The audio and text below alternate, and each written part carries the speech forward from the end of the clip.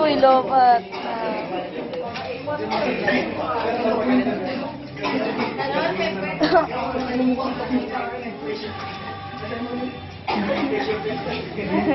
Lili!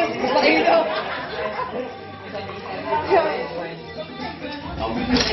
Ito, Angelina, magdangal. Sino si Julina? Welcome to Magandang Buhay! Good evening, mga Mamshi! Uy, Mamshi.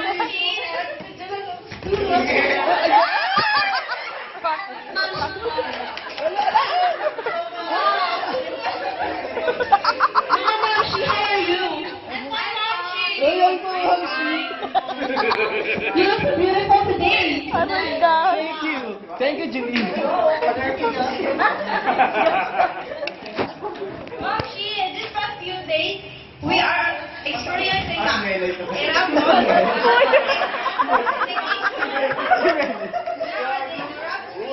where lots of people are dying. Yes, Mamshi, that's so sad, but let's just pray and surrender everything we suffer to God. Hallelujah, praise the Lord. Amen. Let's have a seat. May iba talaga si Melay. Hindi ka kasali. Ibang iba si Melay, upuan talaga. Ala!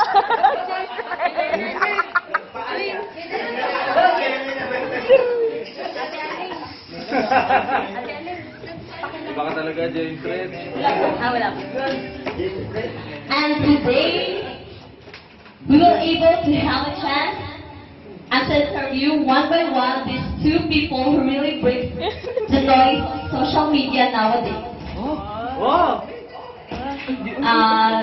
Do you have idea of who our guest?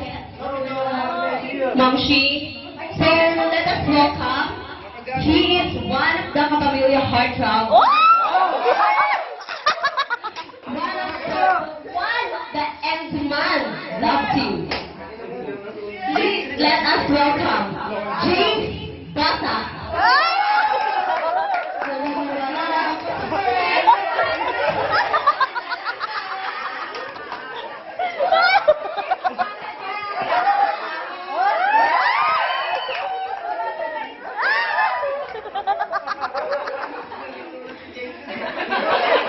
Bakasulit na si James Red. Galing galing bakasyon. Ay. And Momshi, he's not alone. Wow!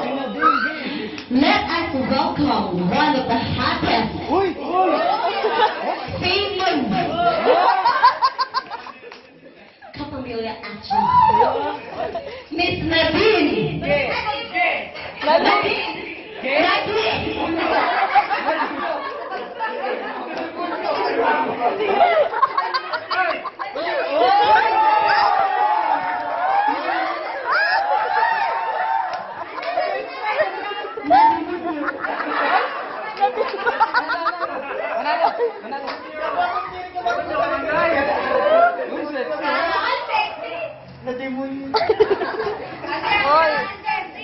Okay, how are you, James Bata?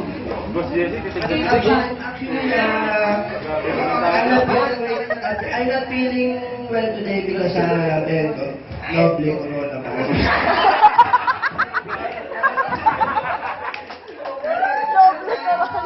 ayos! How are you today, Miss Nadine? I'm good, that's all everyone needs to know. Jessie! We all know that Jaden has a lot of friends out there. Uy! Uy! James already break up. What can you say about it? 30 years, it is legit. And that is mutually decided by two parties. Oh! Ang sakit naman nun.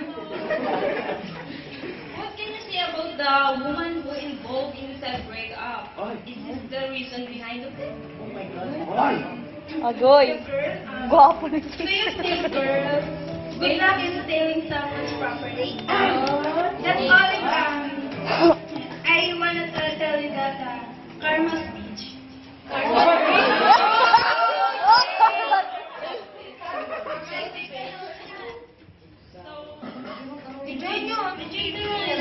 Almost 3 years.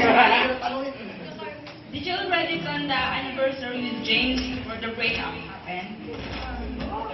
The anniversary. I have supposedly having a big surprise for him. Yes, he just wow. I was the one who got surprised. Ang gwapo ni James. What have you learned being in a relationship with James? I know that he loves me.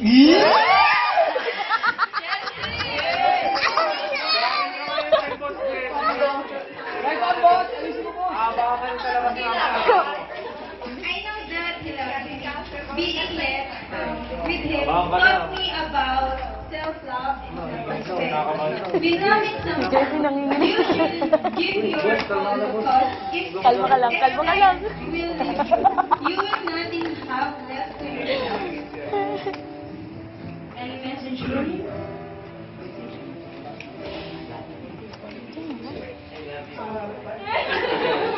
Gwapo ni Thank you for the years that we have spent together. Yes.